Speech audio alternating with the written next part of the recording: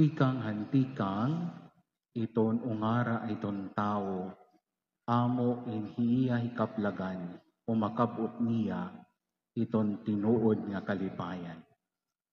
It is always man's desire to find true happiness. However, only God can give that happiness. Iton tinuod nga kalipayan, Dios la an makakahatag. Ngani, siringin usa nga Hiswita, iton usa nga tao nga tipakadto himbar para magliaw, nagtatalinguha iya, hikitan niya ang Diyos.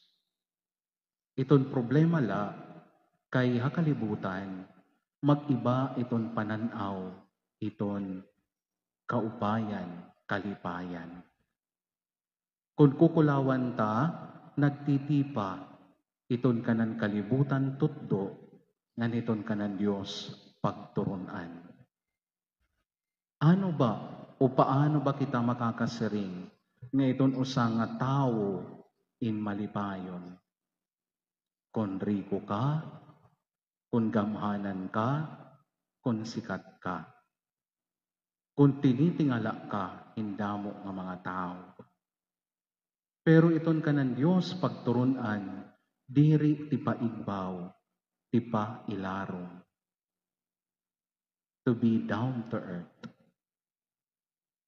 Pinaagi hingka mapainubsanon, pagmalumo, pagsunod han kaburoton han Dios.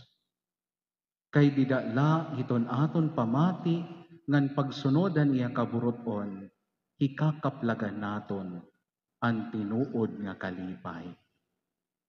Yana nga adlaw, aton binati ang tinatawag nga 8 Beatitudes.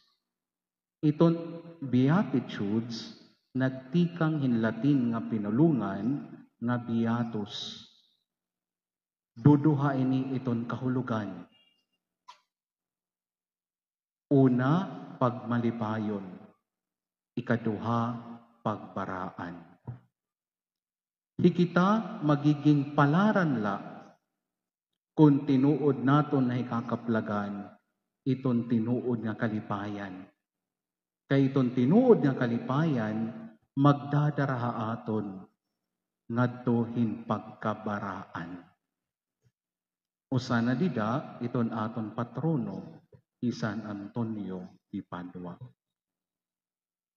Pero, an iya kinabuhi, nag-agi in mga pagsari, kaya an iya pagkita, an kalipayan, diri man subay, an pagkita, an kalibutan.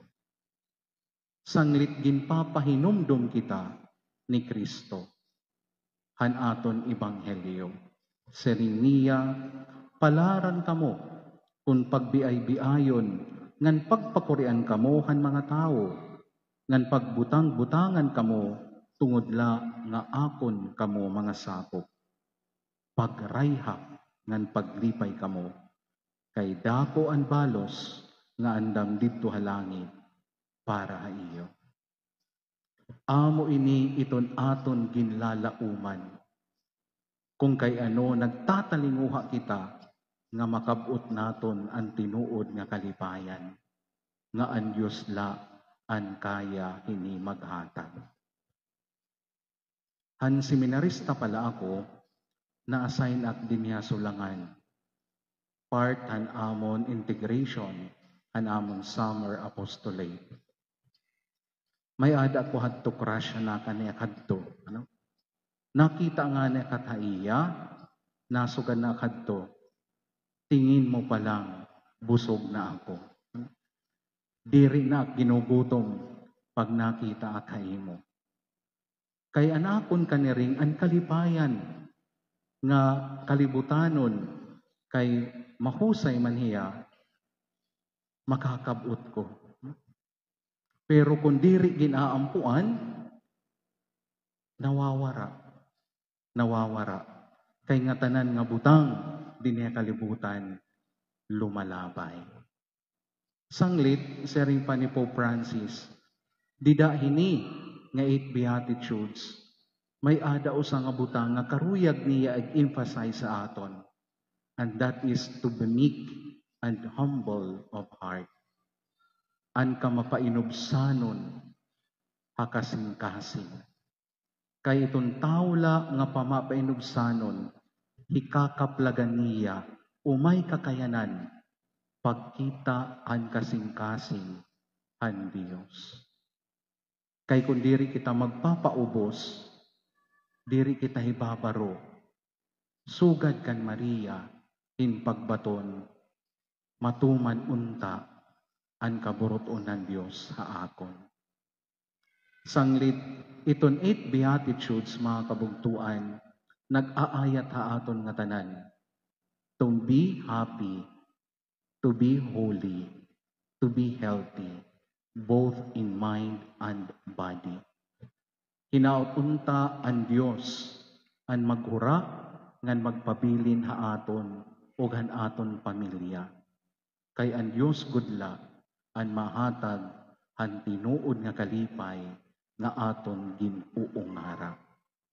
Ngan ini, aton niya naighalad, labi na gud yan nga panahon, nga iton pamilya, hinay-hinay, nga ginhihibang, hindamo nga mga puwersa. Aada natangpi iton divorce bill. Mapanalipdan unta han Dios nga makita iton tao diri iton era kalugaringon nga kalipayan iton kitaan, kundi kun ano iton makakaupay para iton katalwasan han tao.